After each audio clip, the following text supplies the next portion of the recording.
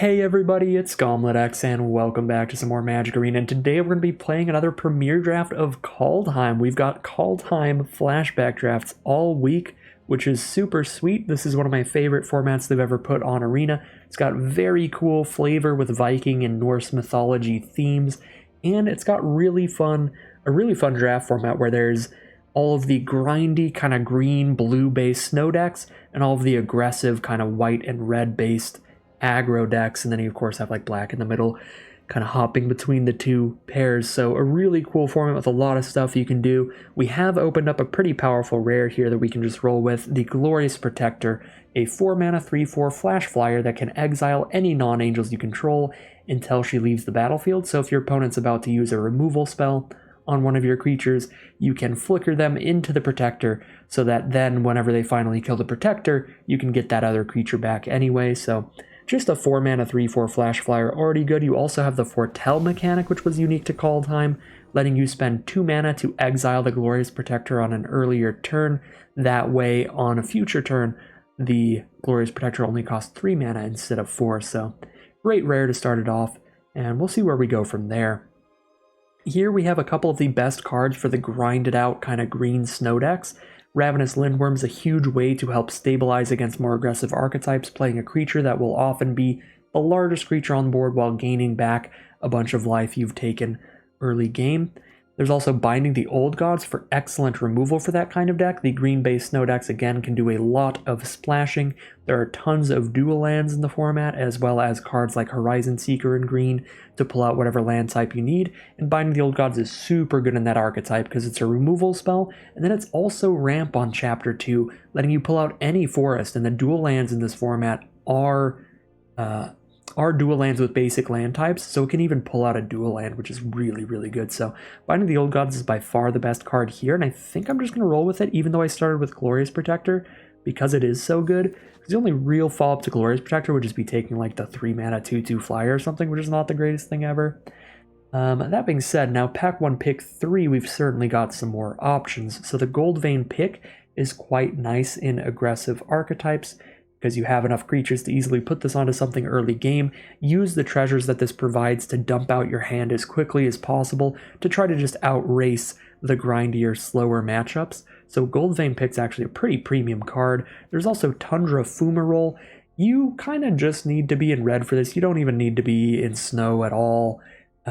It's just 3 mana, 4 damage to a creature. Planeswalker, pretty solid. It is sorcery speed, so the kind of common is better. The Demon Bolt, the common instant speed 4 damage to any target, is just better, which is weird.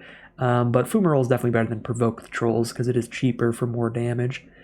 And then if we go for white, we could take like a Stalwart Valkyrie, a decent little aggressive white flyer. So Pick versus Fumarole are the main options here. I think I'm just going to take Fumarole, see if we end up in like red-white aggro. That would be pretty good.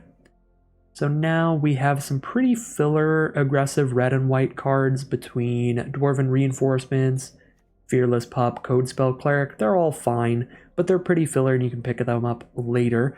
Forging the Tyrite Sword is generally pretty bad if you don't have great equipment in your deck, but if you can get any of the mythic rare equipments that exist in this set, then you're having a really good time. Both the red and white mythic god in the set have an equipment version of themselves. And if you just pick up any good equipment like a Runed Halo, or even just a few Gold Vein picks, it can be decent. So I might just go for Forging the Tyrite Sword here. The other main option I'm interested in is honestly just the Snow-Covered Mountain. You do want to take Snowlands pretty highly. There's a lot of good snow synergies. So if there isn't like a great non-filler, non-land card in the pack, just taking Snow-Covered Mountain would be pretty solid. But I'm kind of interested in maybe going for a pretty interesting like equipment themed deck with the Tyrite Sword. Basalt Ravager is a dumb card. It's a very dumb magic card. It is just incredible. Even by itself, a 4-mana 4/2 that does 1 damage to something when it hits the board is already good. And if you're like red-white, you probably have a lot of dwarfs. So if you have like 2 or 3 creatures on board before you play this, you might have 2 dwarfs to do 2 damage to something. And if you're in blue-red, you'll probably have a lot of giants where this will do 2 or 3 damage to something when it hits the board. So Basalt Ravager is an absurd card. A high power creature for the mana cost as well as a removal spell at the same time. Excellent, excellent card. We could also take Bound in Gold, but Ravager is just better in my opinion. There's also Kaya's Onslaught, which is really nice in the aggro decks. We'll roll with a Basalt Ravager here. Ooh, pick 6, Serap's Packmate. Good lord. This is green's #1 common, I think. I mean, 4 mana for a 3/3 draw card is just such a huge swing in value. Getting a 3/3 on the board that immediately replaces itself in card equity by letting you draw another card and just cast whatever you've drawn later is super good. That's the best card in this pack by a country mile. Best cards to go with what we have right now would maybe be Mistwalker, leading towards Blue-Red Giants with Basalt Ravager, or Stalwart Valkyrie for our white flying stuff, but I'm just going to take the best card in the pack, take the Packmate here. We do have 1 Binding the Old Gods to maybe work with it. It has been a long time since anybody's drafted Kaldheim, so this isn't necessarily a big sign that green's open. It could just mean that people haven't drafted the format in a while, or this is their first time drafting it, period, and they don't have like an easy memory of like the top cards in each color. As you can see here, where all the green is just gone, there's no green in this pack. There is a Frostbite though. Great efficient removal, easily the pick here. But yeah, in any very experienced draft, like if this was the Arena Open Day 2, I forgot to mention, there's a Kaldheim Arena Open this weekend. That's why they've brought Kaldheim drafts back to Arena, so we'll be getting some practice for that. But if this was Arena Open Draft 2 and I saw Serap's Packmate pick 6, I would take that as a pretty big sign that green's relatively open.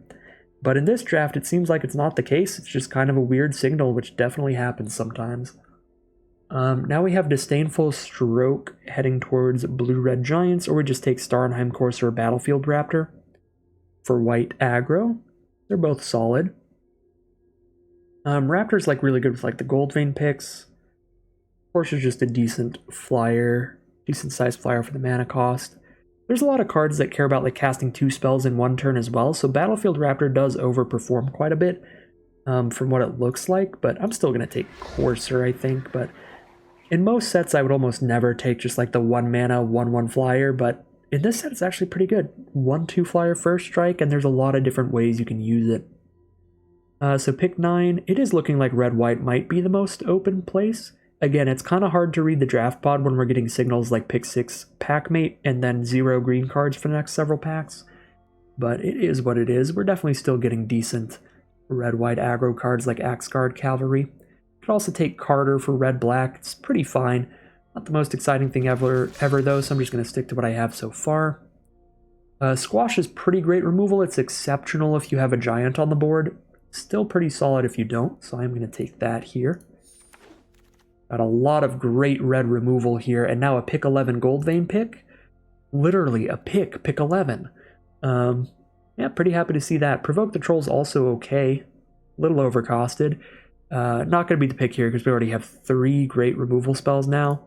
We'll take the Goldvein pick. It also makes our Forging the Tyrite Sword potentially a lot better. Even in really aggressive like red-white decks, I'm not a fan of Warhorn Blast, so I'm just going to take Cinderheart Giant in case we get pushed to Blue-Red Giants. We do have a Basalt Ravager looking pretty good for that deck. Very much not a fan of Raven Form. It's a removal spell, but it's not a 1-for-1. It's worse than a 1-for-1. You're giving your opponent something back for whatever you've exiled. So I'll just take a Giant Ox in case we get some Colossal War Plows. That's the 2-card combo there. Not a huge fan of Divine Gambit either. It can be fine. Alright, well, we're gonna splash in an Immersturm Predator off of treasure tokens and potential dual lands because Immersturm Predator is a super busted rare. This is a 3/3 flyer for 4 mana, and whenever it becomes tapped, you get to exile a card in a graveyard and put a +1/+1 counter on it, and you can sacrifice other creatures you control to give this indestructible until end of turn and tap it, so it can protect itself from removal. It's a large flyer that just keeps getting bigger. It wins the game really quickly. Super brutal to see it in this pack though, because we would love to play a Clarion Spirit.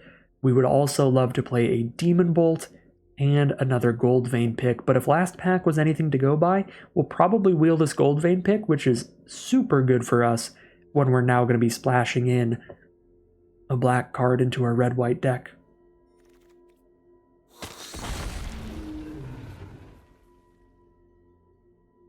Alright, we're already considering splashing black, so we could take Carter now for that black splash as well, but again, we wheeled a Carter last pack. I don't see why we wouldn't wheel another Carter here if we really want that, whereas Story Seeker's a premium 2-drop for white aggro decks in the format. Just a 2-mana 2/2 lifelink is going to really help you win any aggro mirror matches because you're gaining life while you're hitting your opponents. Super good card to just slap a Gold Vein pick onto. Just very, very good. Exactly what you want at 2 mana. And 2-drops are really important for the aggro decks. You really need to curve out starting at 2 mana. So we'll take that Story Seeker here. Really nothing I'm interested in here. Vault Robber and Axguard Braggart are both tremendously filler. Not even anything I want to splash in. The best card in the pack is Path to the World Tree. This is a format where you can legitimately get some very nice 5-color snow decks going, and Path to the World Tree is excellent in those decks because it's both an enabler to help you hit whatever splash basic land you need, and a payoff for hitting all 5 colors, letting you gain 2 life, draw 2 cards, make your opponent lose 2 life, deal 2 damage to a creature, and get a 2/2 bear. This card is absurdly good in the 5-color snow deck. And it's a card I would pick 1 pack 1 all the time because I do love that archetype. That being said, we're pretty locked in this draft pod to sticking to our aggressive archetype, where we just take another equipment, I guess, to go with our Forging the Tyrite Sword. Alright, speaking of decent equipment cards to choose from, we've got a Cole the Forge Master here. That being said, this is relatively likely to wheel, and I don't think it's quite as powerful as Shepherd of the Cosmos. With this card, we're going to foretell it on a turn, spending 2 mana to exile it, and then cast it for 4 mana on a later turn to put a 3/3 flyer on the board and return one of our 2 mana permanents back to the battlefield. A very good swing in value off of this card, being able to get a 3/3 flyer on the board and your 2/2 lifelink or your 2/2 that gives things haste or something like that. So Shepherd of the Cosmos, excellent card here for the top end of our curve, and I'll be happy to take it. There's also Seraph's Packmate, again in green, going nice and late. Sad sign for us to see, but I'm pretty happy with where we are regardless. Now we have an Usher of the Fallen for a 1-mana 2/1 that can keep spitting out more creatures onto the board. The Boast mechanic means that you can use this ability once per turn and only if it attacked. So if you get an attack off with it, then you get that bonus of being able to spend 2 mana, make a 1/1 token. So Usher of the Fallen, pretty great here. Axguard Cavalry, also good, but definitely a little more replaceable than the Usher. I'm going to go for the Usher first. Maybe we can even wheel the Axguard. Not super likely, but Usher of the Fallen feels pretty good to me. And now we've got another Axguard Cavalry. I don't care about snowlands enough in red-white. Generally, the way that it works in this format is you're either in some kind of mixture of green-blue. Green and blue are really the core snow colors, where you do really care about snowlands and snow duels and stuff like that, or you're in an aggressive deck with white or red as the core and then you don't really care.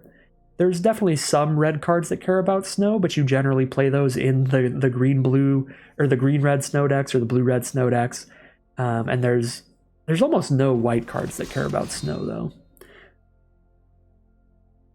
But yeah, generally when you're playing a grindier deck in the format, you care about snowlands quite a bit. If you're playing an aggro deck like we are, we don't really care at all. Take another Cavalry here. I'm doing pretty great on removal. I don't need the 4-mana Provoked Trolls. Another Story Seeker is excellent. We've got 3 Cavalry, 2 Story Seeker. There's also Tormentor's Helm looking sweet. Run Amok is ridiculous.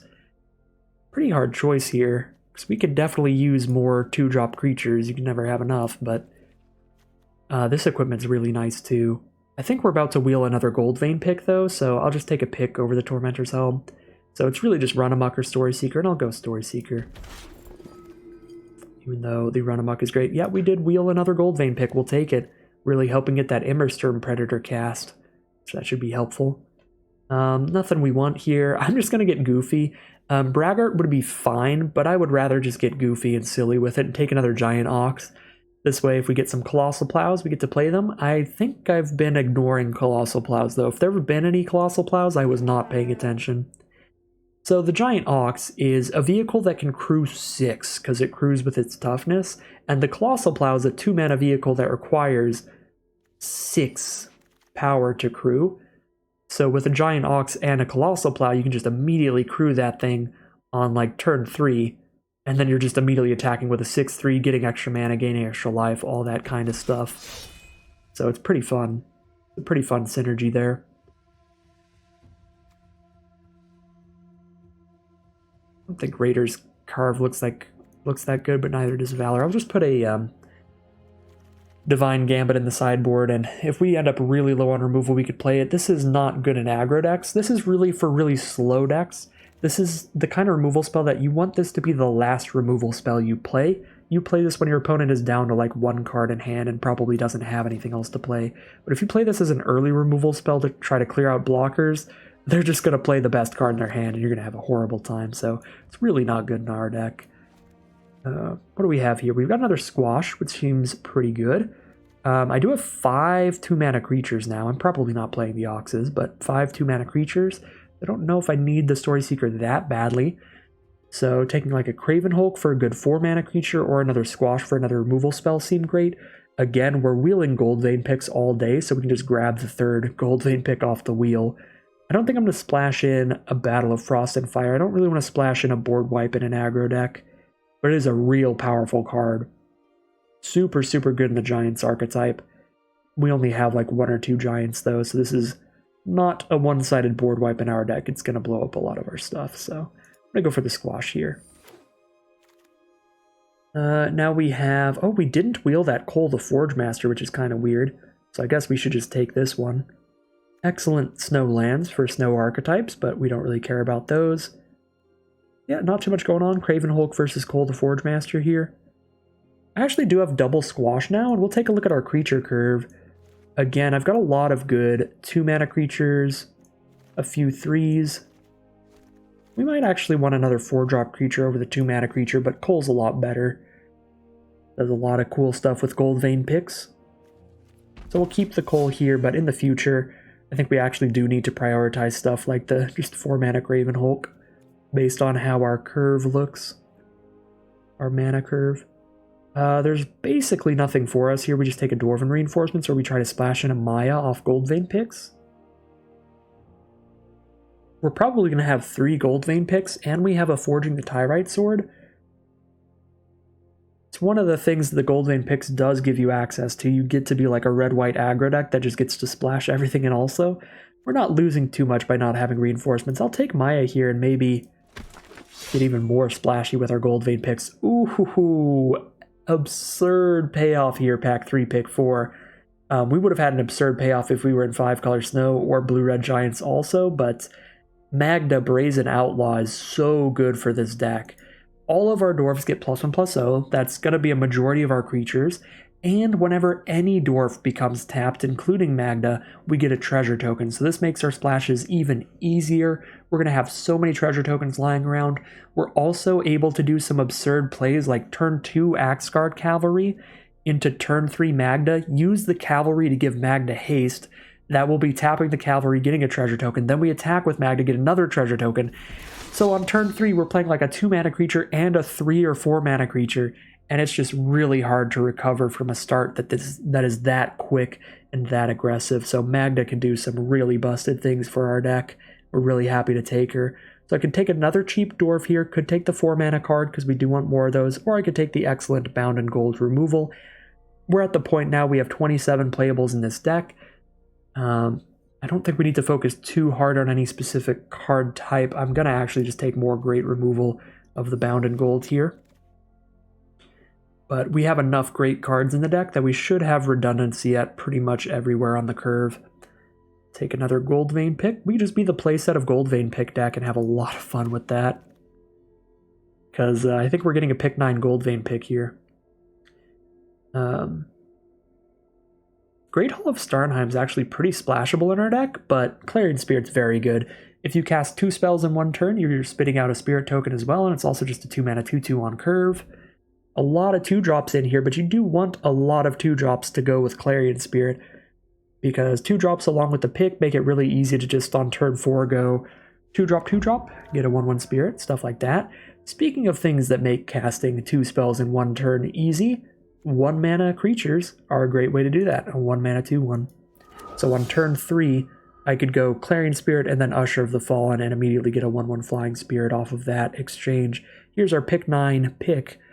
It is competing with a third Story Seeker, but we do have 1, 2, 3, 4, 5, 6, 7, 8 2-mana creatures. Just grab a 4th pick. I feel like either of these is actually kind of likely to get cut, weirdly. Definitely got the Raven's Wings before a Goldvein pick, though. 9th 2-mana creature. Reckless Crew does literally nothing. We'll take a Warhorn Blast. I guess we have 4 picks. Get a 2/1 Berserker for each equipment we control. Basically just a worse version of Dwarven Reinforcements, though, because it's so much less consistent. Speaking of Dwarven Reinforcements, that's a 4-mana play. That'll fill in for our random 4-mana creature. Shackles of Treachery, actually pretty good in the aggro mirror match when your opponent has Goldvein picks and stuff. Steal their creature and blow up their pick. I don't think I'm going to main deck it. Well, maybe. Maybe. I'll take a Shackles here. Probably not, but it's more likely than main decking the 3/2. Easy Craven Hulk here. And then a Master Scald, I guess. Could pick up some of our picks if we get them blown up. This is going to be a sick deck. We get to cut like 9 cards. Actually, no, 10, 11 cards from this deck. This is going to be an excellent deck. We have so many choices how we want to build this. Alright, yeah, we get to cut 10 cards out of here. So first and foremost, I think I want to focus our non-creature spells on pretty much entirely just removal and Goldvein picks. The Tyrite Sword's still kind of interesting, getting us more treasure production for Maya plus Immersturm, as well as a way to tutor out our Goldvein pick. But it is a little bit slow. It's not directly immediately impacting the board. And with 4 Goldvein picks, we're probably already good to splash these in. That's 4 different sources for them. Plus Magda, so 5 different treasure producing cards. Yeah. Valor of the Worthy, just a random aura. Shackles of Treachery, again, good in like the mirror match, but I'm actually going to cut it here. And Dwarven Reinforcements is good with Magda. Might keep that, but I'll cut Warhorn Blast as well. Then we're down to entirely removal, picks, and then basically more creatures. So cut those. What is our creature count at? 20? If I cut 6 creatures, then the creature count's down to 14. These picks are taking up a lot of our non-creature slots, which is a little awkward. So it would be a really creature-low deck if I just cut 6 creatures here. That being said, we do have some more filler kind of creatures. Master Scald's definitely one of them. It's only here to return Goldvein pick mainly. Be a 5-mana 4/4. Yeah, we can go real low to the ground. This is also a 16-land build here. Because we have the 4 picks and we're going to have a million 2-mana creatures and 1-mana creatures. So cutting on some of the higher mana stuff seems fine. I really like all of our 4-drops though. I mean, Craven Hulk's not the greatest, but it gives us another card that makes our squashes cheaper. Our 3-mana cards are like our worst cards, like Doomscar Oracle, Goldmaw Champion. Both just not great stats for the mana cost. 2 mana to tap a creature on the Goldmaw Champion's a little expensive as well. Definitely going to cut the Master Scald. Should be all 2-mana plays today. Cut the Oracle and the Champion. I still like the Courser because it can equip picks really well, and it also makes our Bound and Goldvein picks cheaper, which is fun. I'm still a pretty big fan of the Courser. 3 more cards to cut. Maybe I do actually drop the Craven Hulk here. You know, when you think of it this way, where we go 2-drop into Goldvein pick, the curve's not that bad. Turn 3, instead of playing a creature, we just play a pick, equip. There you go. That's a plan. That's a thing we can do. Didn't get any runes to put on the picks, which is kind of sad. That's one of the other really cool things you can do with them. That can do some absurd stuff. We've got some really nice Dwarf Tribal, so I don't really want to drop the Dwarven Reinforcements. But I don't know what else to cut here.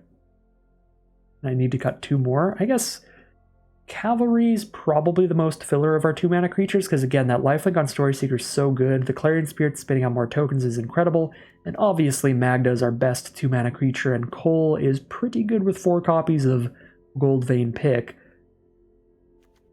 So if we're cutting any 2-mana creatures, it's going to be Axeguard Cavalries, which is a little awkward because they are incredible synergies with Magda. but their activated ability is actually not the greatest in this deck.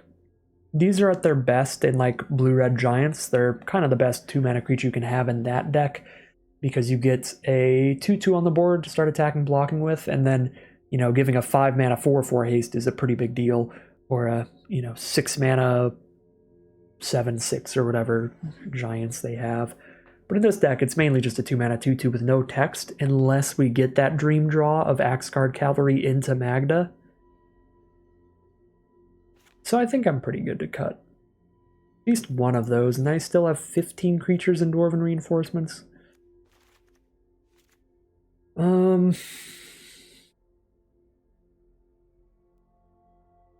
It's basically 17 creatures, because Dwarven Reinforcements is 2. Yeah, sure, I'll cut another cavalry. We'll go down to just 1 cavalry, and every now and then I'll still have cavalry into Magda, destroying everybody's soul. But I think we have enough dwarves in here and just creatures in general that Magda's just going to be phenomenal, even if we don't cheese out a quick Axguard Cavalry into Magda victory. So that's going to be the deck we're playing today. Is this going to be the mana base for us? 11-10? Even split seems fine to me on an 11-10. Yeah, we'll go even split, call it a deck. Alright, here is a look at the deck we're going to be playing today. This is a red-white aggro deck with a nice equipment sub-theme with 4 copies of Goldvein Pick. So the name of the game here is pretty much the same as any aggressive deck in Draft. Very high power, cheap creatures, tons of 1 and 2 mana plays to get onto the board, beating our opponent down before they play anything. And then we have tons of good removal to blow up whatever they play between Squash, Bound and Gold, Fumarole, Frostbites. The one thing that's a little interesting and kind of unique to this format's aggro decks is the Goldvein Pick, which is a really nice card. It's very good with runes that you can attach to your pick to give it extra abilities. We didn't get any runes, but what we do get from the pick is the ability to get these treasure tokens to dump our hand even more quickly, get bonus mana there, and to splash in some off-color cards without even needing to muck up our mana base. We have Maya, Bredegard Protector, giving our whole board +1/+1, and Immersturm Predator being a gigantic, scary dragon threat. So some really nice splashes off the Goldvein Pick. We've got a few flyers that are really good at using the pick, even just to get extra damage in, between Starnheim Courser, Glorious Protector, Shepherd of the Cosmos. These also help us get in for the last few bits of damage once our opponent does stabilize on the ground. And yeah, looks like a pretty great just Boros aggro deck in general, with a couple spicy splashes. So we'll see how it does as we head into the gameplay. Here we are for game 1. We've got turn 2 Cavalry into turn 3 Courser looking pretty good. Turn 4 Reinforcements, and once we're out of stuff to do, Shepherd the Cosmos can hit the board and bring back one of our cheap creatures, or any of our cheap permanents really. Playing against a blue snow deck. So likely to be a matchup where we need to try to beat them down as quickly as possible, which is going to be hard to do through a 0/4 Priest of the Haunted Edge body. We definitely want to start getting some flyers on this board to send in. They can even sacrifice the Priest of the Haunted Edge to use it as a removal spell, but they can only do that at sorcery speed. But they could immediately trade into Cavalry. That would actually be kind of okay, because the Cavalry can't really hit them at all anyway. Yeah, that's super reasonable to me. I mean, I don't get to hit them for 2 damage immediately for my Courser now, but we got the 0/4 out of the way to get in with some other stuff. Let's go for the Courser here. Now our Bound and Gold is cheaper. It looks like they're not even going to play anything for it. Dwarven Reinforcements is pretty exciting with the Magda in hand now as the top deck, so I think I'll just hit with Courser and then cast the Reinforcements. We're hoping they don't have a Disdainful Stroke here. That would be the only counterspell that would work, because they only have 1 blue mana up. Fingers crossed, no Disdainful Stroke. Still much better to go for the Reinforcements before the Magda, because we get that huge damage buff by doing so. And that's just going to resolve. They did think about it for a good amount of time. They're either reading the card, or they do have a Disdainful Stroke, but chose not to use it yet. Both possibilities. There's an Icehide Troll from our opponent, and they do have the mana up to give it indestructible. It requires 2 snow mana, but they can give it indestructible till end of turn and tap it. So we're going to go ahead and bound that in gold. or bind that in gold, I should say, and then we will play a Magda. Can even play a 1-mana pick, which is fun, but I won't have the mana to actually equip it to anything.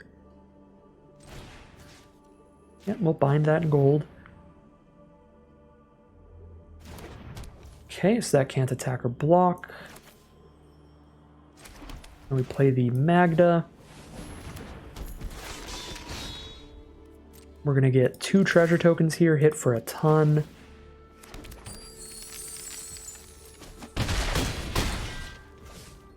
Can play Pick and Foretell the Shepherd. Yeah, why not? I don't really need these left behind when I've got the Gold Vein Pick if I hit an off-color card. If I hit an off-color card, I can just equip the pick to something, get more treasures that way, even if they kill Magda to stop Magda from making treasures.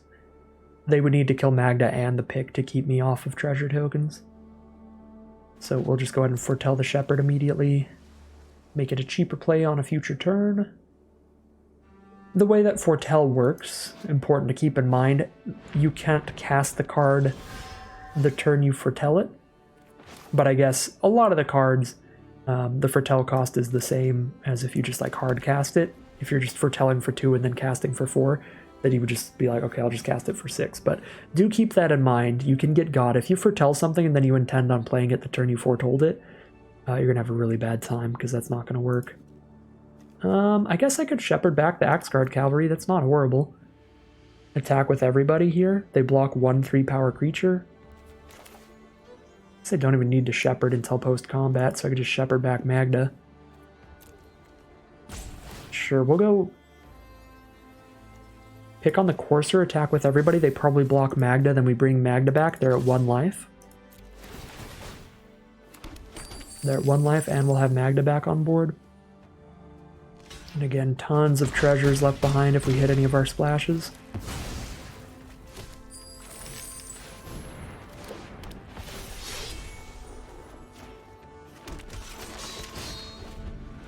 Could have moved my pick over pretty freely, but it's not really going to impact my blocks at all.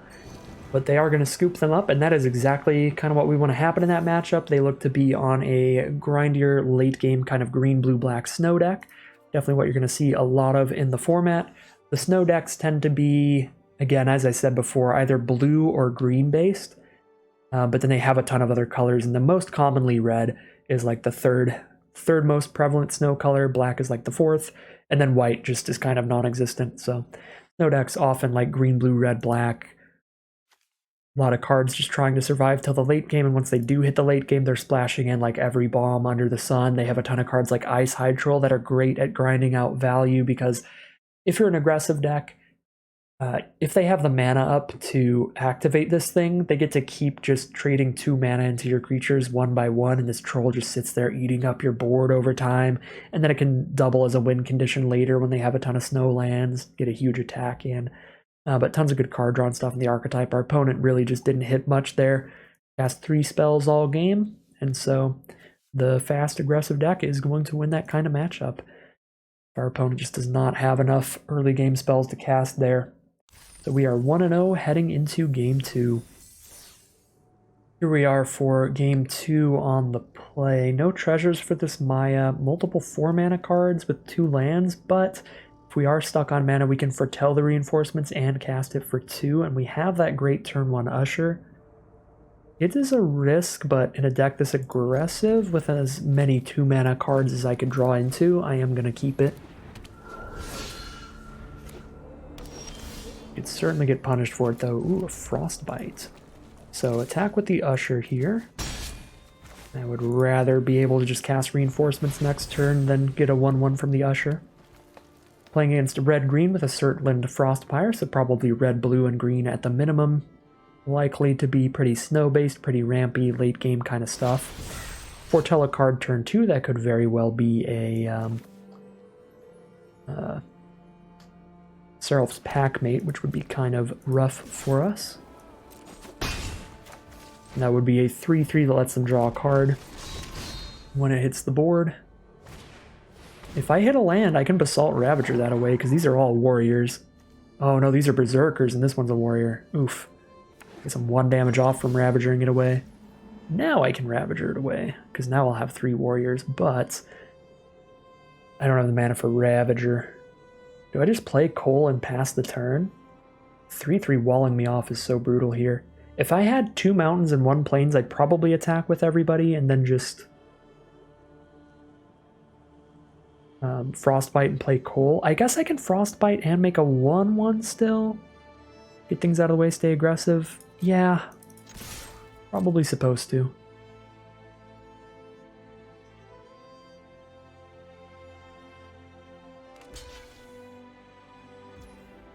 Alright, happy to see them let me keep the dwarves. Usher is the better creature at face value for sure. That is the good block for them with the information they have, but I think we are actually happier to have the dwarves because of our creature types for Ravager. Easier to get more dwarves than it is to get more warriors in this deck. Although I guess both are pretty even.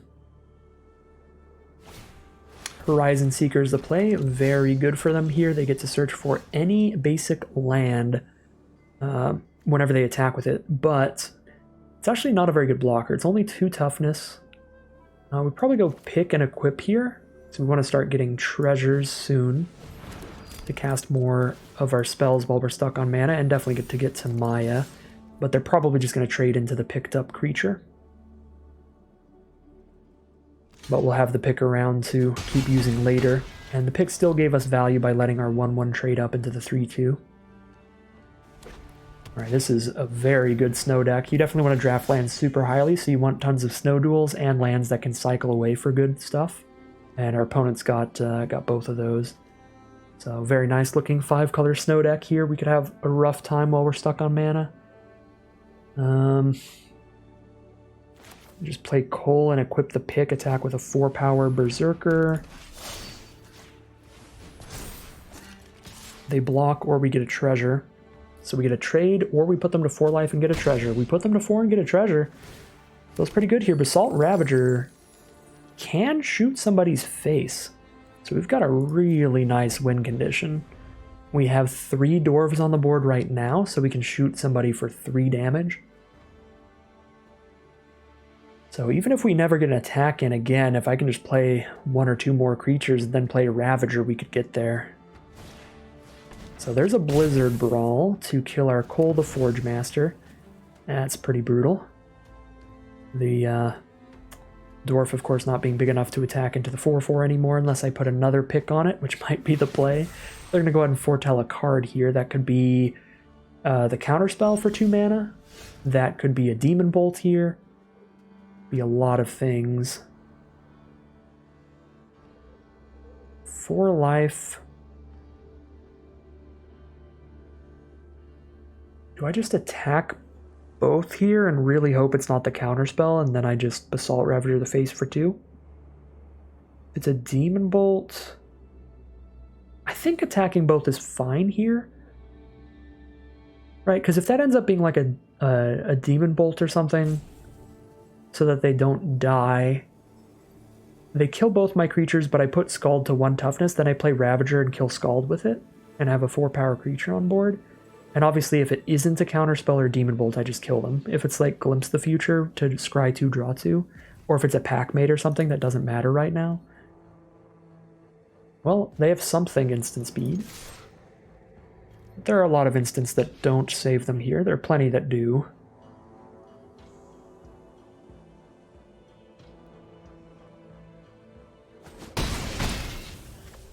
Okay. I guess Ravager only shoots them for 1, technically. That's a little awkward. In that case, do I just play another Dwarf? I guess I just play another Dwarf and wait a turn for the Ravager. This plays around the counterspell too, because now they'd have to counter just a weaker card. Play another pick? No, because then I couldn't afford Ravager. Just slap the pick onto the Story Seeker. Alright, they're at 2 life. They die to a Basalt Ravager if they ever tap out. Yeah, I did my math wrong there. I'm only doing 1 damage to that thing. It was a Demon Bolt, but they chose to take that 2 damage there. Arnie slays the troll. Alright, they kill the 2/1 now. They gain life off this eventually, don't they? They gain life on chapter 3, so we need to kill them very soon. We have one turn of setup, and then we need to find the kill after that, the turn after that.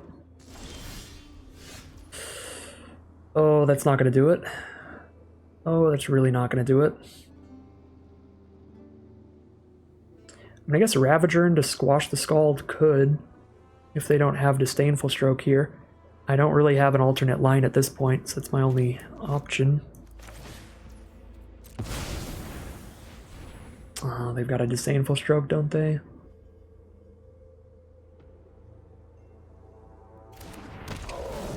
No, at least it resolves. It might die here, though. Brutal. Yep. This is an incredible 5-color snow deck. That's just way too much efficient removal for us to get through. Blizzard Brawl, double Demon Bolt, Arnie slays the troll for removal plus life gain. Tremendously close still. So, brutal game here. I think it's still really impressive we got this close, stuck on mana this hard. And drawing triple pick is also pretty bad. So, all things considered luck-wise, our deck fought as hard as it could here. Their deck is just really, really good. And despite that fact, we would have killed them if we just hit lands every turn. So, really good showing from our deck, even though it is a loss in the end. But quite an excellent deck from our opponent as well. Here we are for game 3, definitely a keep. Unfortunately, our opponent is on the play, so we don't get to aggro that hard, but we are still going to be aggroing for sure with this hand. Alright, immediately foretell a card turn 2. They're on white and black. That can be an aggressive archetype. For sure. It's usually what it is if they're just white and black. If they're playing more colors, they're probably snow. Which is not very aggressive. Let's start with the Story Seeker here, because it's going to be quite a while before I'm casting 2 spells in one turn, it looks like. And I want to have Clarion Spirit be at risk for as small of a time as possible. Ideally, when you play this Clarion Spirit, you just immediately trigger it the turn you play it. So whenever we're going to Frostbite something, we just go Clarion Spirit Frostbite, and opponent was not interested in playing against an aggro deck with their hand there. I'm guessing they just kept a relatively slow hand with 3 lands in it and then just didn't draw a 4th. So they just couldn't play anything. That was a pretty quick scoop, pretty quick victory for us. We're going to be 2-1 now as we head into game 4. Alright, not an exceptional hand here for game 4, but does the job for a while. Turn 2 play, turn 4 play, a removal spell. Just hoping we don't flood out here, but we're a 16 land deck, so shouldn't hit too many lands from here on out. We've now got every land we need. We've got the 5 mana for Squash, so we are golden. We've drawn a Glorious Protector as well for another play. Opponent is definitely green-based snow. Woodland Chasm, Arctic Tree Line, Island into Icehide Troll here. So that is pretty good for them. And speaking of things that are pretty good, drawing a Goldvein pick there was incredible. Perfect way to fill out this curve, because now I get an attack in here while they can't give the troll indestructible. And we're going to get some treasure tokens to start playing our cards more efficiently. Yep, another 5-color snow deck here. Not the most aggressive hand we've ever had, so I'm not in love with how this matchup is looking here. But we've got a nice flyer coming up. Still got a wide board, a removal spell. Got the pick doing its things. Still looking fine. I think we just attack in here. When they tap out for troll, we kill it with Squash. Icehide Troll, unfortunately, forcing us to play pretty slowly here. Rather than putting more power and toughness on the board like I'd like to, I just want to get the troll off the board while I have a good opportunity to do so. Which means we're giving our opponent more time to get to their late game plays and stabilize a bit here. It's always bad. Yep, sack a Raider, kill the Story Seeker. And then we're both going to discard a card, then they're going to get the best creature back from their graveyard. So look at the Icehide Troll back with a +1/+1 counter on it, which is pretty rough. Each player discards a card next turn. I'll just discard a Plains, I think. Actually, discard a Mountain. We'll go Plains for turn, Reinforcements, and put a pick on one of them. Alright, now each player discards a card. We'll drop a mountain here. They look like they're stuck on mana, so they'll have to discard a card that is actually valuable to them. So at least we get a nice little bit of card advantage there. Discard mountain. They discarded a Pilfering Hawk. Alright, that's not the most valuable card ever. They have Surtland Frostpire. That is certainly a very good card here. 2 damage to each creature. They have to play an island next turn to use it, but that would be really brutal if they do. I could play Cole and still have the 4 mana up for Protector to use Protector on Cole if they do hit the island, and this way I get an extra point of damage in for now. Right. It hit a little bit harder by the Frostpire here, but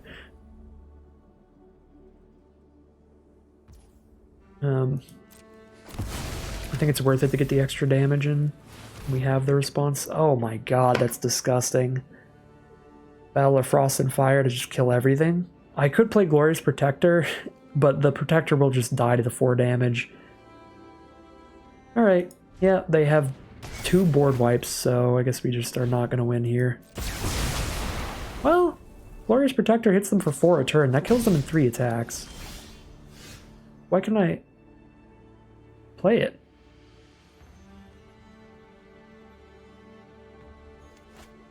Wait, what? I had double white up, right?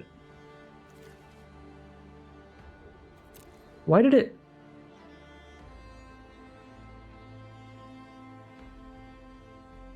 Why didn't it let me play Protector? I swear to God I had the mana to do that.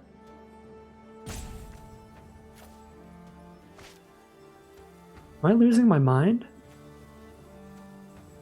I'm gonna need to look back at the footage there, but I think Arena just said no to me playing my Flash Flyer.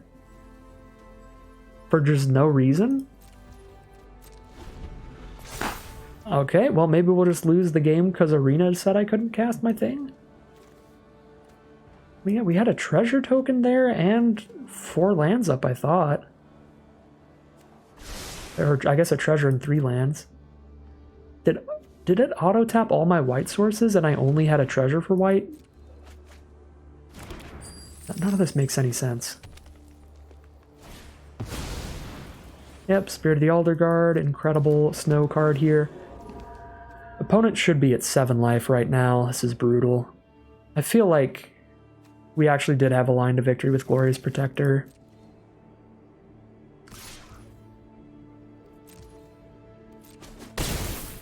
But it didn't let me cast it for some reason. Again, maybe I just didn't realize I just didn't have the mana somehow. We've still got a chance here. Because we're going to have a million, well not a million, but we're going to have chump blockers here. From Maya. But now they take 3 hits instead of just 2 hits like they would have.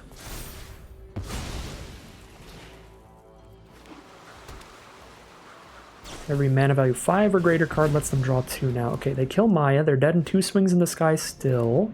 No removal still. Okay, no blocks. Trump block next turn, kill them in the sky. Basalt Ravager, are these both warriors or something? Human warrior, angel cleric, this is a giant wizard. If I had a matching creature type, they'd be dead right now. But I don't. I think I still play this here. Just shoot them for 1. I'm going to pass turn. I'm keeping the pick on the Glorious Protector, so it's too big to die to a Demon Bolt.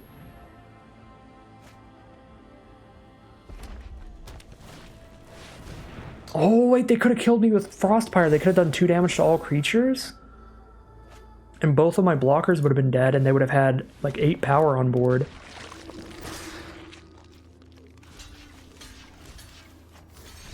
Did they have the mana to use that? I think we were dead to Frostpire. I think I actually should have put pick on Ravager so that we weren't dead to Frostpire, but I don't think our opponent realized it. Yeah, 2 to each creature. Neither of these would have died. Neither of these would have died and they could have hit me for 8. off of just playing a land that turn, which they did. They had Frostpire, double blue, red, and 2. Yeah, we would have been dead there. I misplayed hard, but luckily our opponent didn't see the line there. Should have been a pick on Ravager. All right, I'm going to take a look at the footage here real quick and see. I guess I just didn't have enough to Glorious Protector when I thought I did. I must have cast more spells than I thought. Maybe I moved the pick too many times. That must have been it. Well, I can't actually check the footage while I'm recording, but I'll look at it afterwards. I'm sure I'm going to get 5,000 comments about it, about how I tapped myself out of it by moving pick too many times or something. Or I just clicked to my turn when I didn't think that I did. Something like that happened, but luckily it didn't matter in the end. We still get their super close game and definitely made at least one punt there. That last turn was definitely a punt, and I feel like that earlier turn where I couldn't cast the Protector was also probably just me punting, accidentally moving the pick too many times or something like that, because that would be a really weird arena bug. Or it could have just been a misclick where I accidentally double-clicked into my turn or something. Here we are now for game 5. Mono red hand, but we've got a Magda to get a white source for the Usher and 2 gold vein picks. It is super greedy. But I'm going to see if Magda can just get us there all by her lonesome. Oh, I liked her sleeves a lot. Nice Ashiok sleeves. Alpine Meadow turn 1. We got the white source. Here's our turn 2 Magda. Slap a pick onto her attack, get an Usher down. Red, white, black. The most aggressive colors, but they tend to just be 2-color decks. There's the Colossal Plow. If they get a Giant Ox, they get to play the Ox next turn and immediately crew the Plow and just win from there. The Plow-Ox combo just steals a lot of games of Magic, because you just get all of your mana back and more, gain a bunch of life, and just dump your hand out way too quickly. So we've got a decent hand to try to compete with that kind of start, but we'll see. I can actually bound in gold to Plow. I maybe should have just done that here instead of going for the treasure line, getting the Usher down. But the Plow doesn't matter unless they have the Ox, but you always play the Plow before the Ox because the Ox can crew it the turn you play it. And the Ox is a lot easier to get in the draft pods than the Plow is. Yeah, I should have just bound the Plow immediately. That was dumb of me. We're going to fall exceptionally behind here. Even if they just use it one time, they've gained 3 life and gotten 3 mana for nothing. Yeah, I might have punted away this game. If we lose this game, we probably could have been in a much better position if we just bound the Plow. Because now they have 4 mana on turn 3, and they played a creature already.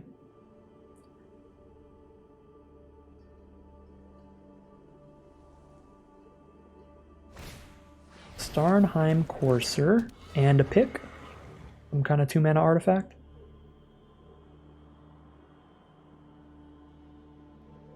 Because it'll cost 1 mana now.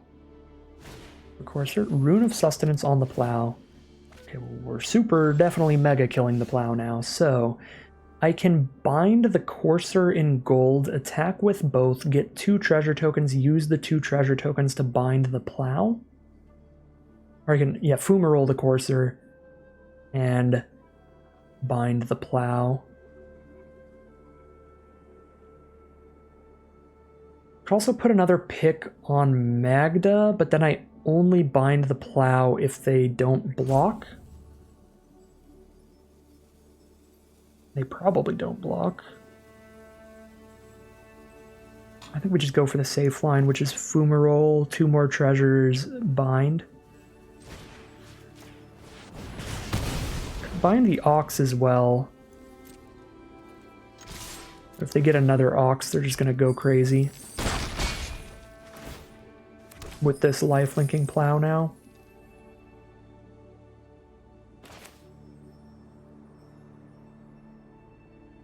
Yeah, I'm going to play around them getting another Ox and just get rid of this Colossal Plow. Again, Giant Oxes are pretty easy to come by in the draft pods. You probably have like a whole playset in the deck.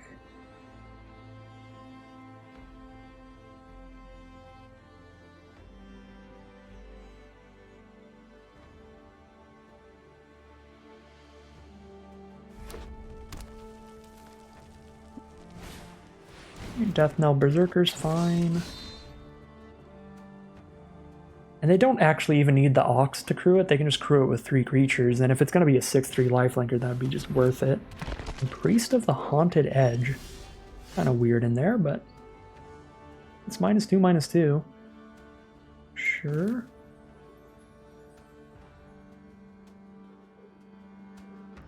Pick on Magda, she attacks as a 4/3. They don't have any, I mean they can block with Ox, but I get a treasure.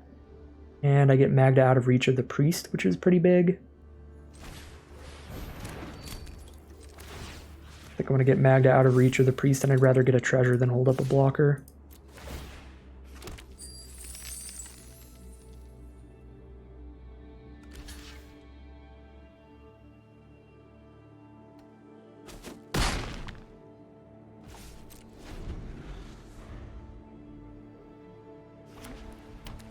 Alright, they did not get another Snowland to kill Magda.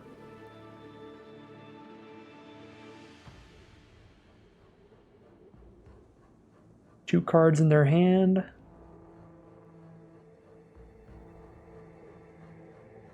can kill my Usher if they want. Our game plan here might just be play a Courser and put a bunch of picks on it.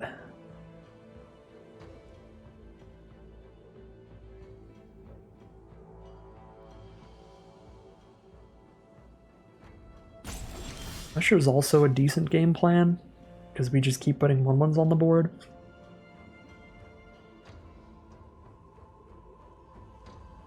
Attack with Magda, get another treasure, play the Courser, put both picks on it probably. Could attack with Usher and just take the trade for Berserker. We'll attack both, I guess.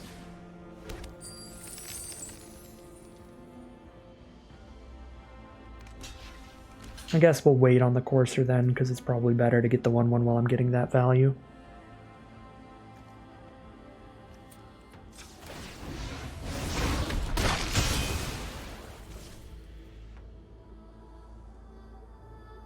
Three mana. Play another Usher here, I think.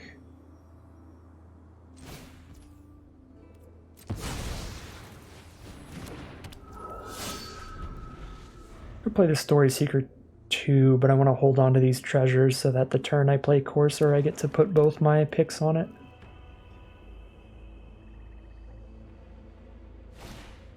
Draugr's Helm. That is a very, very good card. That is a 4/4 menace, and they get to keep the equipment to put onto other stuff for +2/+2 menace.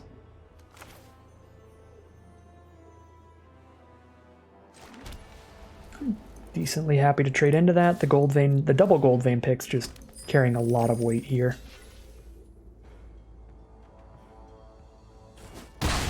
Alright, so we trade into that. Now we play Courser and move the picks onto that.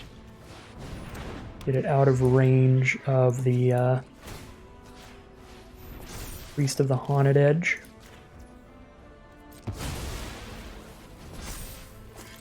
And we'll just have a million treasures.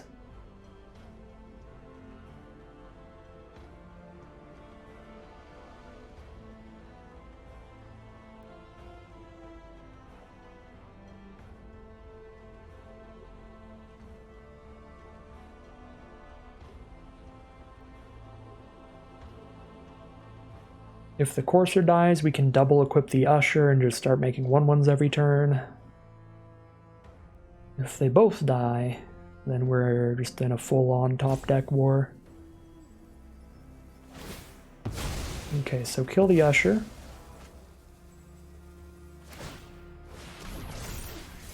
Slap that beef onto the Ox, attack for 2.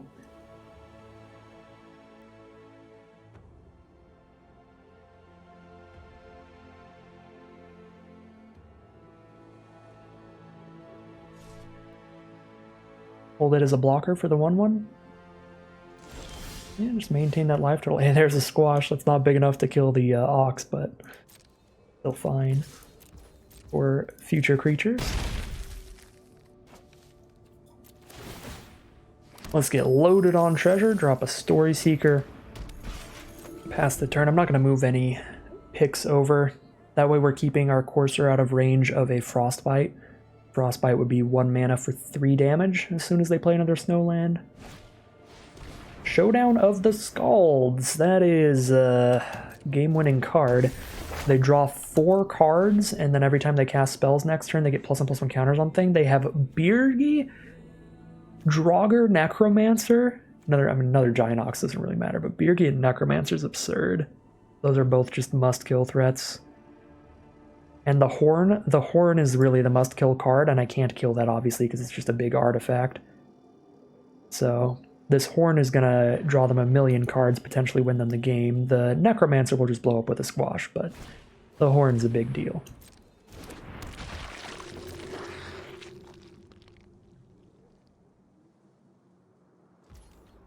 Alright, end step, squash Necromancer.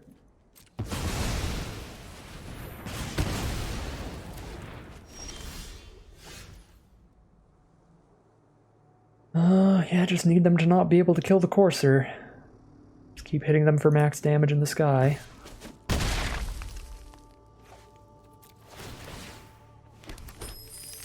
We're already gonna have enough treasures to do anything we want, so keep the land in hand to look scary. It's almost always better to just play the land, but I don't know, I just like threatening things here. Most expensive card in our deck is 6 mana, and we have no card draw in here where we need to dump a bunch of mana around everywhere. I guess if I draw my 6-drop, it's possible I want to do that and move the picks around, and I wouldn't have enough mana to do that without playing this land. But if I draw it, I just play this land next turn and still play the 6-drop. The times that you get punished for holding lands in hand is when you hit like a draw spell, and then you end up wanting to have played 2 lands that turn, because obviously you can't do that, but you could have played the land in the previous turn to have all the mana you needed. Cast the front half of Birgi. Maybe they need her for some kind of fight spell to kill the Courser.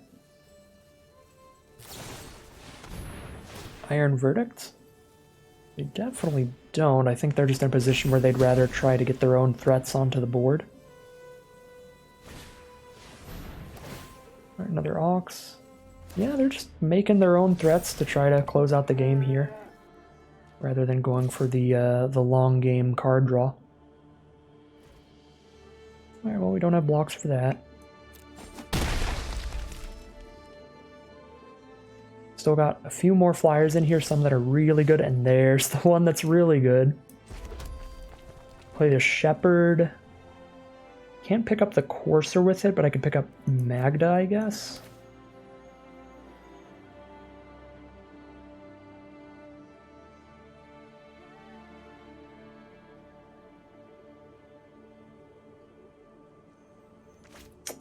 It's our best blocker.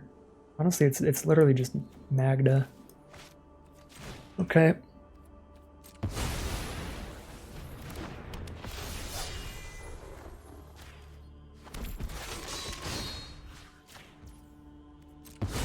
Hit for 5 in the sky each turn. Got a life-linking blocker here. Oh, I should have put a pick on Story Seeker, that was dumb. Because I've got more than enough mana to move all my picks around next turn anyway. I guess I'm out of range of Frostbite this way, but I don't think that matters.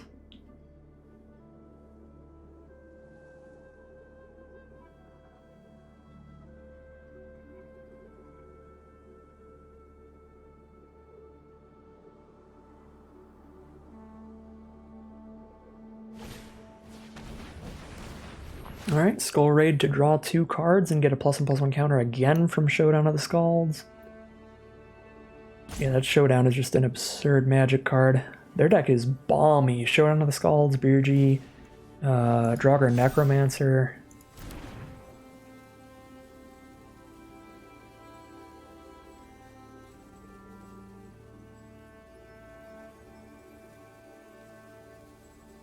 Ox plow combo. Also being pretty nasty.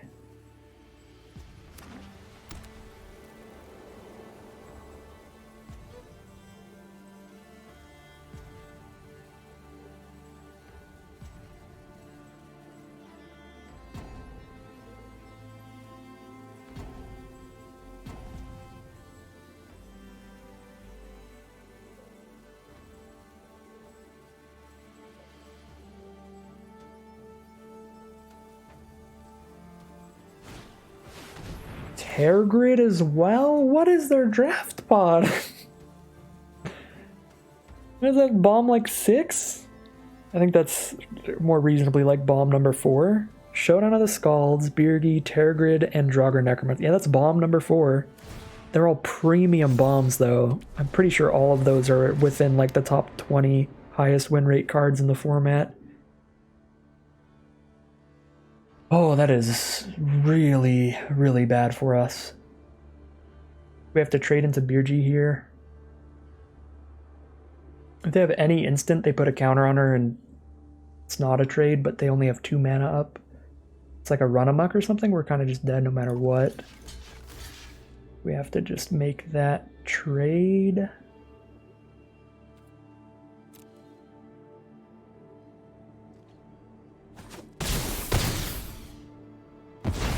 Nine life. They have 9 menacing power on board, which is exactly enough. If I had put a pick on my lifelinker, I might have still been in this. If they don't have removal for the Shepherd. Maya is another card that makes us so we might still be in this. Because that's a double block. If they draw removal, we're dead. If they don't...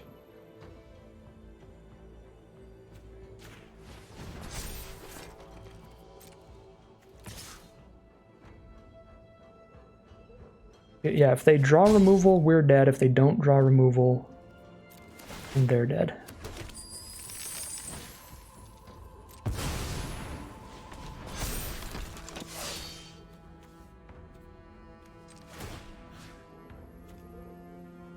Just make these both 3 toughness, I guess.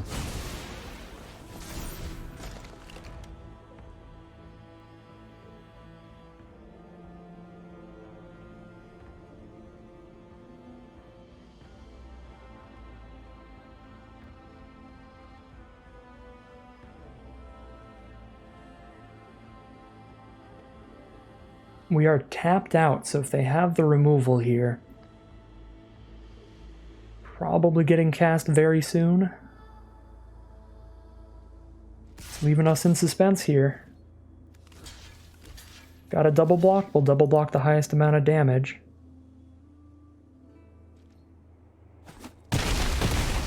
Down to 5. Another Colossal Plow. Throw the pick on the Shepherd, get it out of range of Demon Bolt, I guess. And they're going to scoop them up. Tremendously close game. I mean, if they had Demon Bolt, they would have just shot it in response to the pick either way. A few pivotal misplays there, 100% in the future. I think if you just see a Colossal Plow, just shut off the plow. Just shut off the plow instantaneously, because it did give them a pretty huge swing early in the game. And the other misplay is that I really should have just thrown the pick onto my lifelinking blocker and then just moved all my picks next turn onto the Shepherd, since I would get the mana rebate back from the picks anyway. If I needed the mana to cast more things, I would just get the mana back from hitting my opponent, getting 2 treasures. So yeah, that was the big stuff. I should have been bulking up my lifelinking blocker there, because had I moved a pick onto my lifelinking blocker and then went for that double block on the Birgi, I would have been at 1 more life, which would have put me to not dead on board here to the 9 power of Menace. I would have survived with 1 life to that if I didn't have a block for that. So that was a pretty big misplay. And then earlier on, just killing that plow instantaneously would be a lot better. But at the same time, while there were some huge misplays there, I am still pretty happy with how the deck performed, and relatively happy with how I played. Again, those misplays were really bad, but we still made it through Draugr, Necromancer, Shadow of the Skulls, Birgi, Tergrid, the turn 2 plow as well. All thanks to a lot of work from Magda and especially our flyers. So, nasty game there for game number 5. We're now 4-1 heading on to round 6. Here we are now in game 6 with the Dream Team. Turn 2 Cavalry, turn 3 play Magda, give Magda haste, attack with Magda, get multiple treasures. We're on the draw, so it's not going to be as monstrous as it can be when you get that on the play, but still a great way to start a game, and definitely not a hand we are going to mulligan away. Problem with hitting it on the draw is our opponent could have any creatures that cost 3 mana or less to block the Magda instead of specifically needing a 2 mana blocker, so it's a lot more likely they actually have a block to stop that play from like really going off and getting a free attack in. And they are on white, which again makes it even more likely. They're going to have cheap blockers to stop that. We'll see. Yep, Beskir Shieldmate. To start it off, they immediately have the blocker. Well, we've got triple Goldvein pick now, so we might just start rolling out some picks. Make our cavalry a 3/3 to get in here. Although if they don't play another blocker here, I can do the Magda haste attack.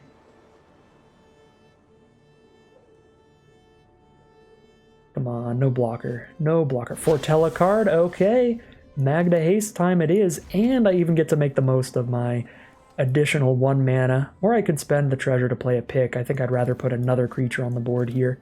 So we're gonna go Magda, Usher. Oh, I guess I do get 2 treasures here. That's the whole combo. That's the thing I'm forgetting.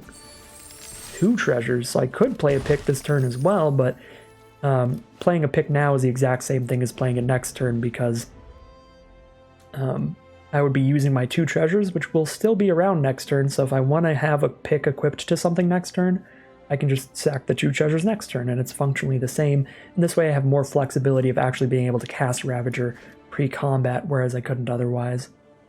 I guess I could. I could tap Cavalry for nothing just to get a treasure off Magda. This is a snap no block here. I think we can easily outrace their board state, so we're going to do what we can to try to do that. Alright, Struggle for Skemfar is the play to trade into Magda and get a 1/1 token onto the board. You can shoot this Shieldmate with Ravager, which is fine, but not exceptional. I could play and equip 2 picks to make a 4/4 Cavalry here. And I feel like that's probably just the best here.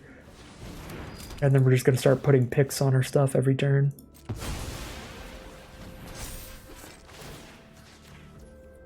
Always have a picked up creature, forcing them into a double block at best for them. Alright, they're going to go for the chump here, get rid of our treasures, but that's okay. We have enough mana to cast everything in our hand at this point.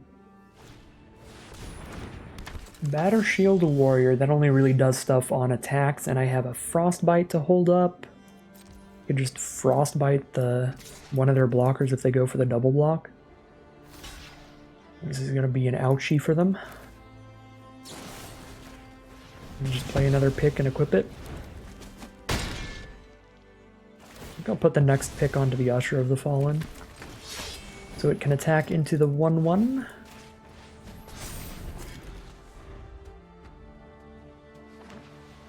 Are these both warriors? No. I'm only going to have 1 damage from Ravager if I play it. Story Seeker is very good here. And Stalwart Valkyrie. That's actually... The Valkyrie's not so good, but the Story Seeker is very good. Lifelinker. They can stack up 5 power onto Cavalry by double blocking with Valkyrie plus Seeker. That's what I'm setting up here. Take the 2-for-1 trade.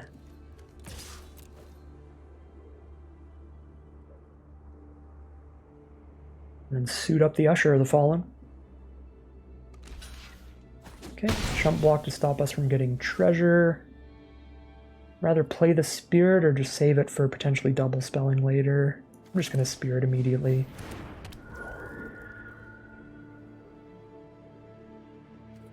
Keep the cavalry loaded up so I don't have to move all my equipment around again next turn when I'm just going to be attacking with cavalry.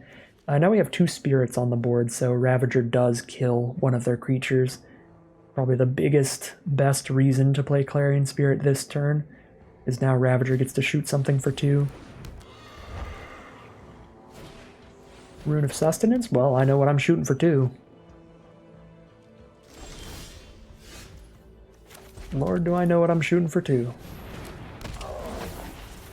Get rid of the lifelinking flyer. They have no good blocks for cavalry. They have 2 different creatures they could chump with, but they're going to take the damage, so we get all the treasure in the world. Now that I do have a bunch of mana flying around, I'm going to start moving picks over to the Ravager, because that'll hit a lot harder. And I could even just move all the picks to where everything is 3 toughness, and then attack with all my 3 toughness creatures. There's a Gold Vein pick of their own. And a Story Seeker. Slap a pick onto the Story Seeker.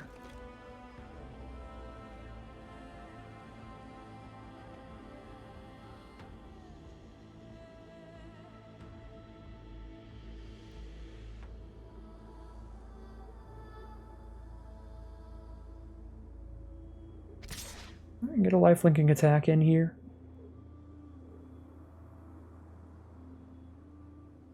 Sure.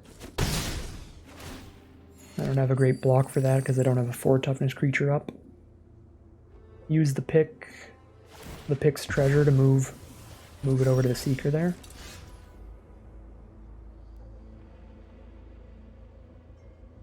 I only have to put 1 more pick on the Ravager to force them into a double block to kill it. And then where is a 1-for-1 trade fine? I guess Cavalry and a Story Seeker is probably the most fine trade we have.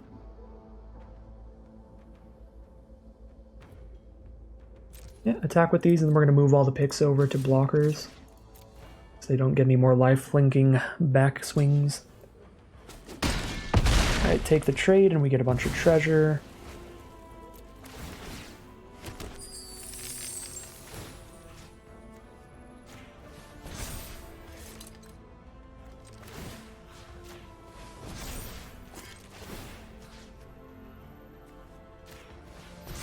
Do that. I guess if they get another pick, they get to double up the picks onto the Story Seeker, and then it's a 4/4 to trade into that.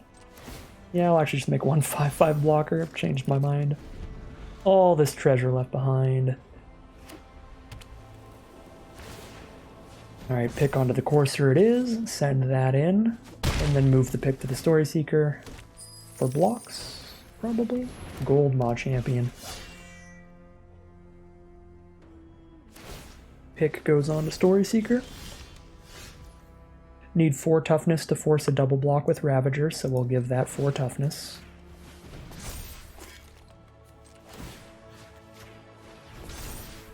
Allow a 1-for-1 trade again. I guess Clarion Spirit, because we're just never going to double spell if I keep hitting lands. Clarion Spirit's a better trade-off than Usher is.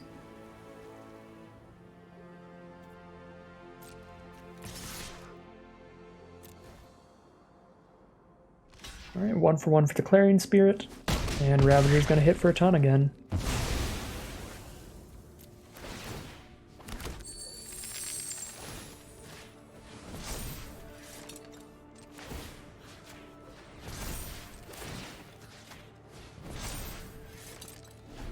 So they could boast on the attack with Gold Maw Champion, but then they obviously don't have any blockers up, so that's not good for them.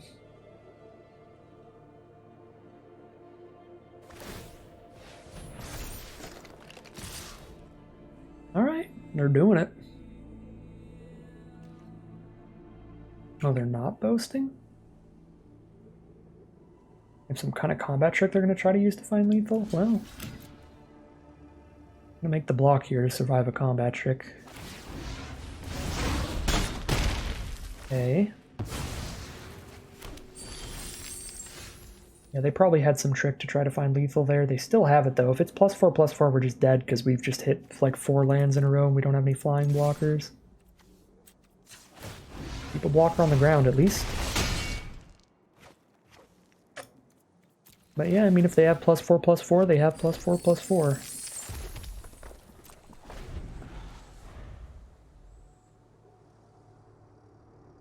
They do not have +4/+4. We're going to be 5-1 now. I believe Mammoth Growth is the +4/+4 trick in this set. That would have killed us there. Alright, good stuff. Just a triple pick to make sure our creatures are always the biggest on the board.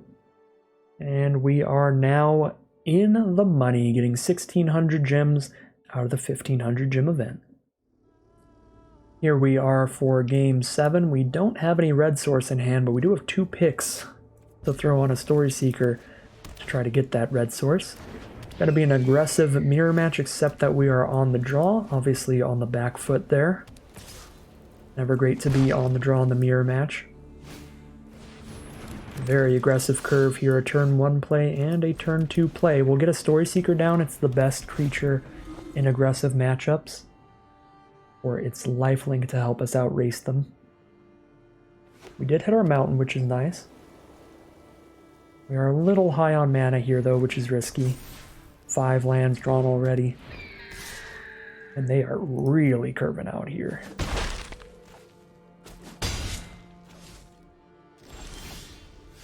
Gouache as a draw is pretty nice.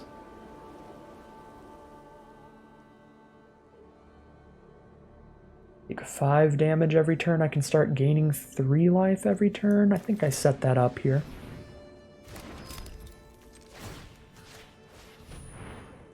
What 1 white mana instants are in this set? +1/+3 and untap?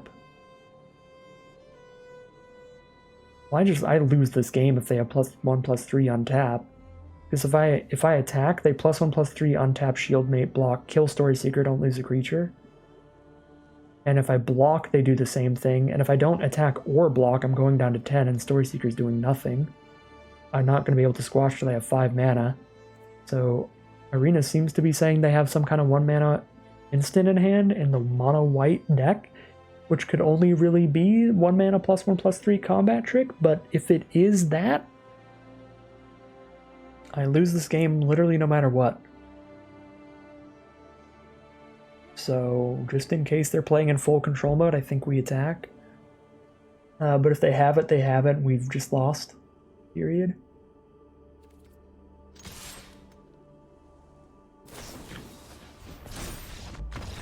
Yeah, I mean, they have it on blocks too. Rough. Again, as I said, they eat this for free and then they just hit us for 5 again. We play a land, play 1 blocker, and they keep hitting us for 1,000,000 in the sky. We just don't win that game if they have Wings of the Cosmos, just period. Can't just do nothing with my dwarf for like 3 turns in a row to play around it, because then we also just die. Rough. Just an exceptional curve in the mirror match with them on the play. Here we are on the play. Love to see it. It's been a while.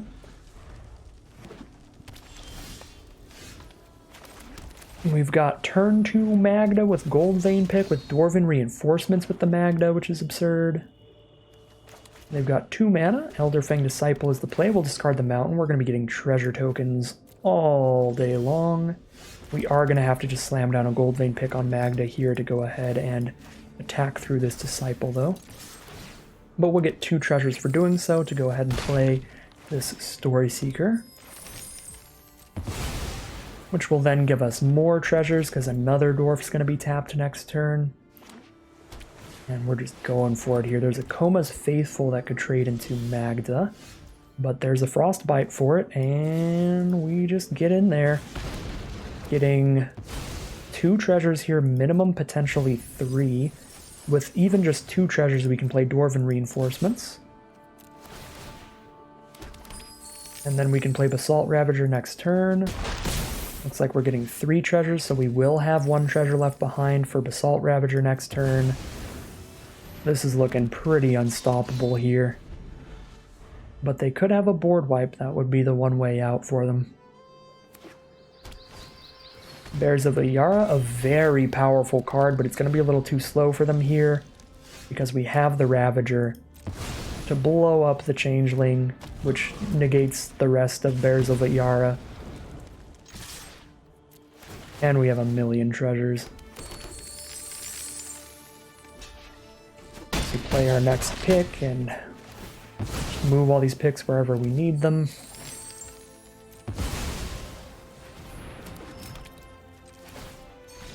And they are going to scoop them up there. We are now 6-2, heading into the final boss, win or lose. Here we are for the final game of Magic. This is the first hand we've drawn our Immersturm Predator, but unfortunately I don't think we can keep this.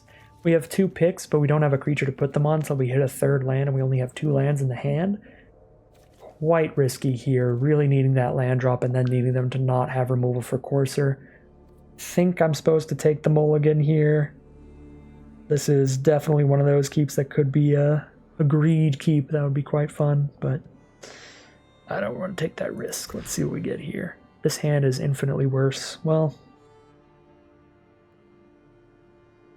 it's at least just as bad. I wouldn't say infinitely worse.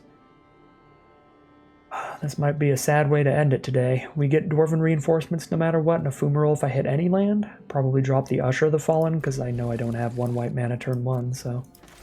Alright. We'll do what we can here, but Arena may have decided our fate for the final round.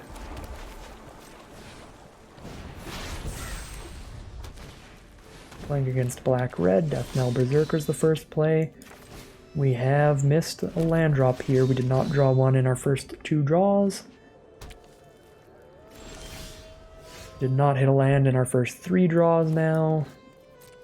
At least our Reinforcements is pretty good against their Deathnell Berserker, but they look to be a slower snow archetype. That's really going to punish us for this slow start that we have just for missing lands. Yeah, Svella's really deadly if I can't hit the Fumarole, and that is now land number 4 missed. Right, we started with a 6-card hand. Yep, we've drawn 4 cards this game, and 0 have been lands. Might just be over for us. Svella gets to take over the game pretty quickly. They get to make an Icy Manalith every turn to make sure they keep getting more mana. And if they make it to 8, Svella gets to do absurd stuff. Alright, we hit on draw number 5. Let's see if Fumarole resolves. But they have 3 mana open. They could even make a Manalith and use Snakeskin Veil here, if they have one. But they don't, so we get to kill Svella and attack in. Our opponent missed some land drops as well. They're stuck on 3. But they did get the first 3 land drops. It's runner, runner, runner immediately. Bladewalker's very good with Berserker. Now when the Berserker dies, they get a 2-2 out of it.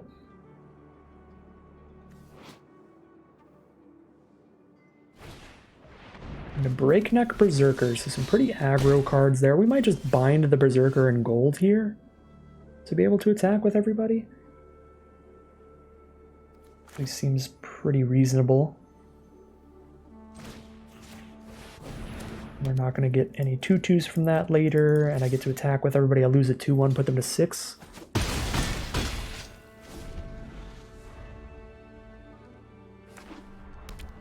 Ooh, World Tree, so they'll have perfect mana next turn. As soon as they have 6 lands on the board, all of their lands, give them whatever color they need. Struggle for Skemfar to kill my cavalry is rough. Assault Ravager is now at the point where it's doing nothing, because I've got only 1 creature on board, so it's just doing 1 damage when it hits the board, and there's a way down as well. I just die to a 4-3. I might foretell the Shepherd here. I think I play Usher and foretell the Shepherd here, so if I do hit another land, then that is a very powerful option, because they die to 2 attacks from a 3-3 flyer. We mega die to a bomb rare like that. They get a Serra Angel, then their Serra Angels get to just tap to destroy a creature, then they get double strike. Okay.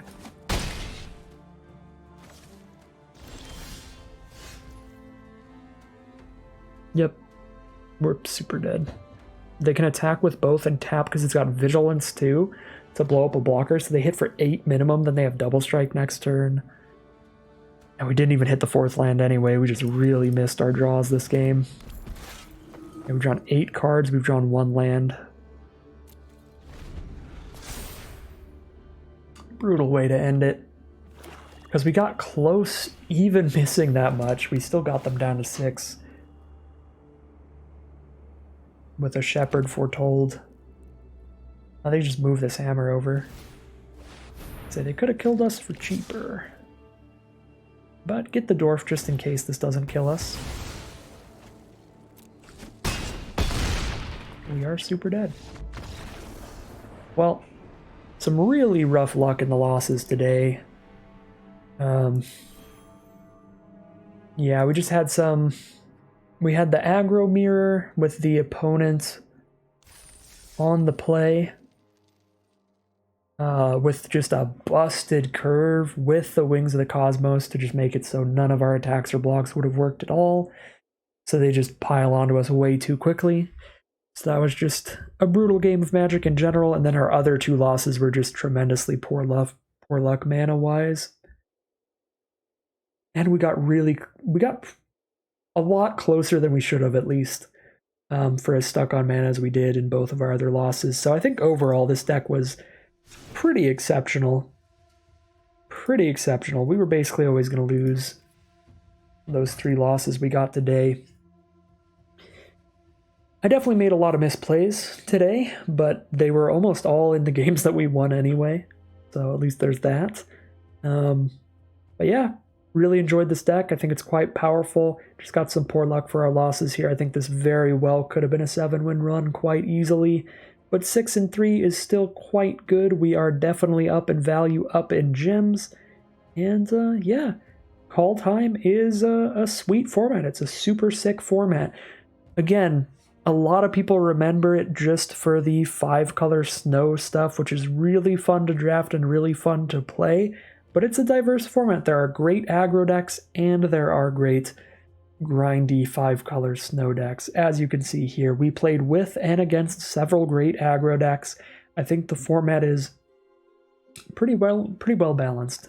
There's just great red-white, red-black, black-white aggro, and great green-blue, green-black, green-blue-black, green-blue-red, whatever green and blue want to do color snow decks. So, super cool format. Highly recommend doing some drafts of it if you haven't in the past. If you've got the extra gold or gems to play around and you want to do some pretty fun historic drafting, or I guess explorer drafting, whatever you want to call it. Not standard legal drafting. It's a super sweet format, and I'm going to be drafting a ton of it this week because we do have the Kaldheim Arena open this weekend that I will be playing in. So that is going to end today's video, but there will be several more Kaldheim drafts throughout the week. Very exciting to play this nice snow-themed set for the winter season. If you want to see some more of these videos, you can like, comment, and subscribe to tell the YouTube algorithm to send you more in your recommended feed. You can check out the Twitch channel in the link in the description below if you want to hang out with me live. And if you'd like to support the channel directly, you can check out the Patreon link in the description below. With all that out of the way, as always, thank you very much for watching, and I'll see you again soon for some more Magic Arena.